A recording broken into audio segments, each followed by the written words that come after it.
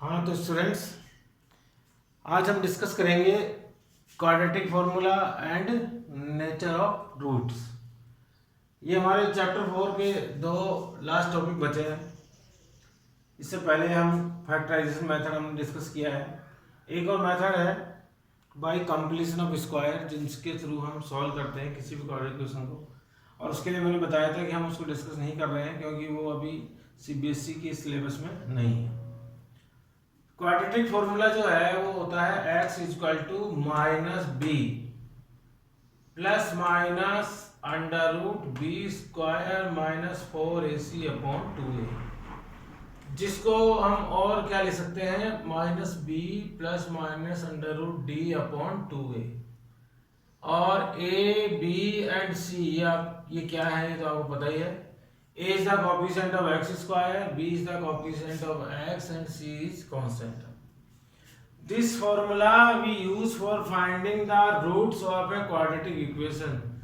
और इस फॉर्मूले को इसका नाम क्या है, क्वाड्रेटिक फॉर्मूला।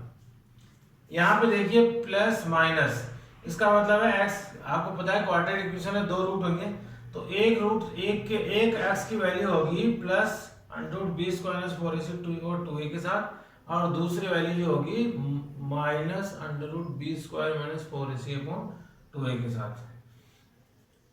इसको मैं एग्जांपल लेके इस मेथड इस फॉर्मूले से एक इक्वेशन में सॉल्व करूंगा, तो आपको समझ आएगी कैसे हम इस क्वाड्रेटिक फॉर्मूले का यूज करके किसी भी क्वाड्रेटिक इक्वेशन को सॉल्व कर सकते हैं। बहुत ही इजी मेथड है जिसके थ्रू हम बड़े आराम से, बस हमें ए, बी और सी की वैल्यूज इसमें पुट करनी है और आप देखेंगे कि हमें दो रूट्स इसके फाइंड आउट हो जाएंगे।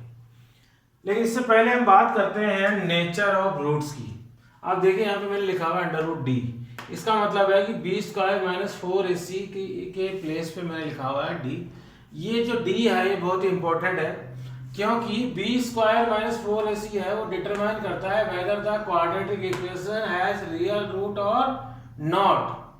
That's why b square minus 4ac is called discriminant of the quadratic equation, जिसको हम डिनोट करते हैं कैपिटल डी से। डी इट मीन्स डी की वैल्यू क्या होगी, बी स्क्वायर माइनस 4ac। यहाँ पे हम बी स्क्वायर माइनस 4ac की वैल्यू को सॉल्व करेंगे और देखेंगे कि if B square minus 4ac जो कि डी है, इफ ग्रेटर देन 0 हो तो जो भी इक्वेशन होगी उसके टू डिस्टिंक्ट रूट्स होंगे। अगर d जो है वो इक्वल टू हो 0, मतलब अगर ये ग्रेटर देन हो 0 तो अलग होगा।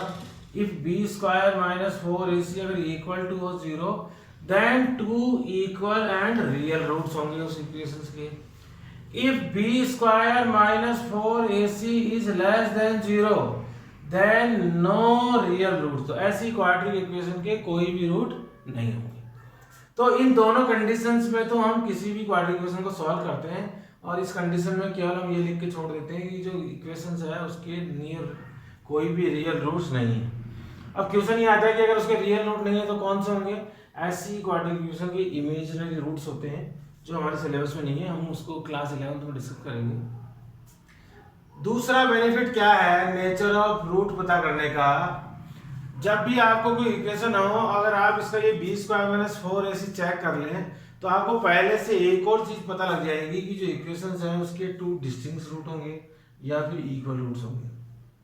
डिस्टिंक्ट रूट होंगे मतलब x की वैल्यू जो है जो अलग अलग आएगी, या फिर इक्वल रूट होंगे तो x की वैल्यू सेम आएगी। आपने देखा होगा, इससे पहले भी देखा कि x की वैल्यू अगर 1/4 आ रही तो दोनों ही रूट जो है ना 1/4 ही आ रहे हैं। तो ये इसलिए भी इंपॉर्टेंट है। ये सब उसी तरह से है जैसे हमने चैप्टर 3 में पढ़ा था प्रॉपर्टीज ऑफ कोएफिशिएंट, यहाँ पे भी ये कोएफिशिएंट्स की प्रॉपर्टीज है।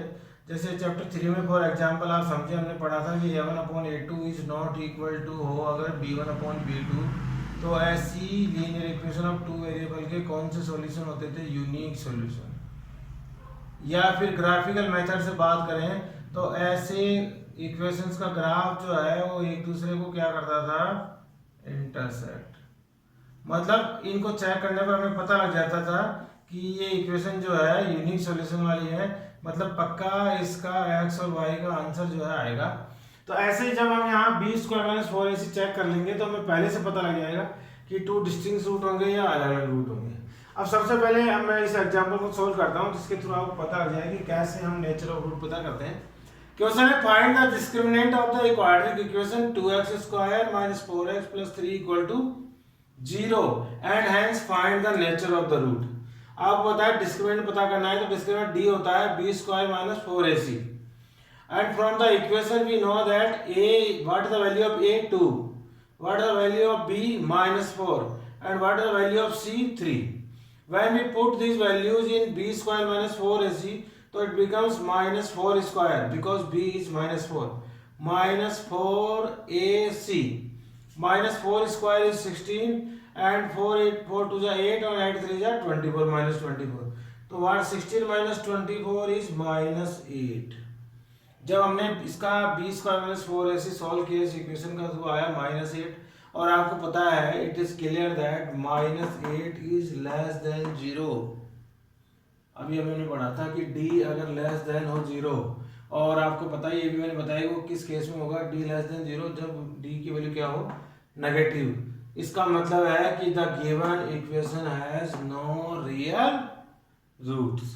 तो हमें इसको आगे सॉल्व नहीं करना है, केवल इतना ही लिख देना है क्योंकि एग्जाम में कई बार आ जाती है कि सॉल्व दिस इक्वेशन और हमें पता लगता है कि ये जो इक्वेशन है वो तो नो रियल रूट्स की है। अब हम बात करते हैं क्वाड्रेटिक फॉर्मूले की, उसको भी हमने समझा है एग्जांपल से। एक इक्वेशन है 3x square minus 5x plus 2 equal to 0। आपको पता है क्वाड्रेटिक इक्वेशन है ax square plus bx plus c equal to 0 की फॉर्म में। And again we know that a is equal to 3 and b is equal to minus 5 and c is 2। So B square, इसलिए मैंने कहा था फॉर्मूले में हम डायरेक्ट पुट कर सकते हैं इनकी वैल्यू, लेकिन ज़्यादा अच्छा है कि सबसे पहले हम क्या चेक कर लें B square minus 4ac। When we check B square minus 4ac तो इट बिकम्स 1। तो हमें पता लग गया कि जो 1 है वो बी स्क्वायर माइनस 4ac वो ग्रेटर देन है किसके 0 के, बिकॉज 1 इज ग्रेटर देन 0। तो then the equation has two distinct root. अब हम जब भी हम देखेंगे तो ये हमें पहले से पता लग चुका है कि जब भी इस इक्वेशन के दो रूट्स आएंगे तो वो टू डिस्टिंक्ट रूट होंगे। Now put the values, therefore x is equal to by the quadratic formula minus b। यहाँ पे ध्यान रखना है कि b से पहले माइनस का साइन पहले से है, b से पहले माइनस का साइन माइनस और b is already minus 5 plus minus under root 1। हम B square minus 4ac value पहले से पता कर चुके हैं जो कि 1 थी, तो ये हम directly B square minus 4ac की जगह d की वैल्यू पुट कर सकते हैं और d की वैल्यू हो गई 1 upon 2a, a is 3।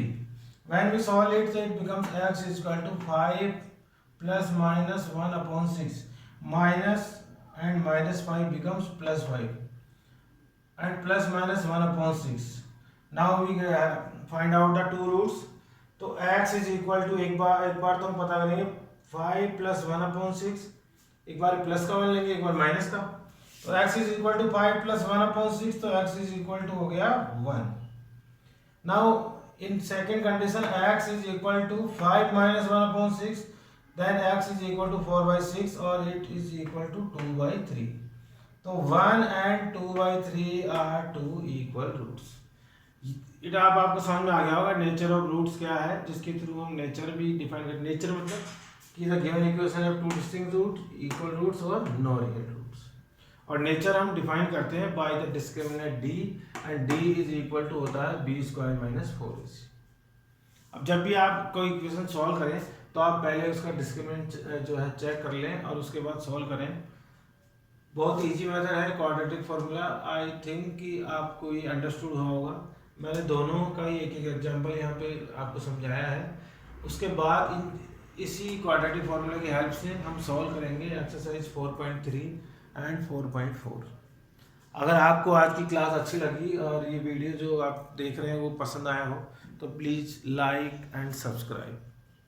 Thank you.